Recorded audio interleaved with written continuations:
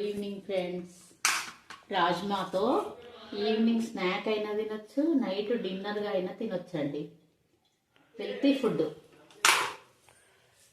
కొంచెం నూనె వేడయ్యాక ఎండుమిర్చి, కొంచెం ఆవాలు,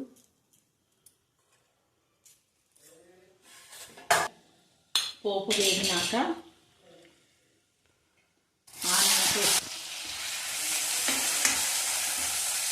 ఇలా ఆనియన్స్ మంచిగా బ్రౌనిష్ రావాలండి. ఏ కర్రీకైనా ఆనియన్స్ బ్రౌనిష్ వస్తే ఆ కర్రీ చాలా టేస్ట్గా ఉంటుంది. ఏదో ఉల్లిపాయలు వేసినామా, కూరగాయల ముక్కలు పడి వేసినామా, వండినామా, ఆడ పెట్టినామా అన్నట్టు ఉండద్దు.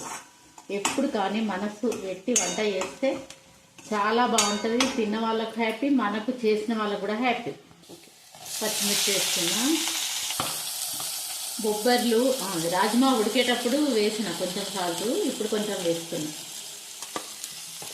నెక్స్ట్ కొంచెం పసుపు హెల్త్కి చాలా మంచిదండి. ఎంత వేస్తే బాగుంటుంది. కరివేపాకు,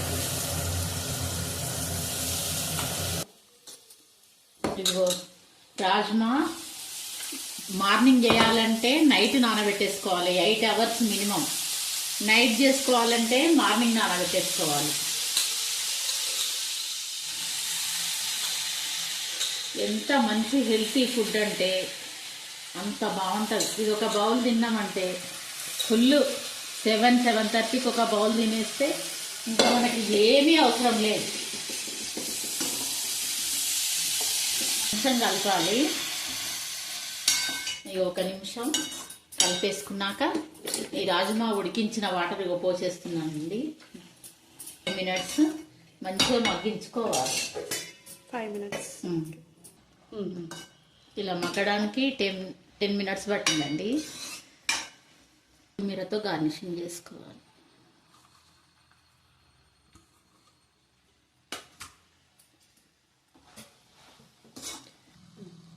కొంచెం ఆనియన్స్ వేసుకోవాలండి.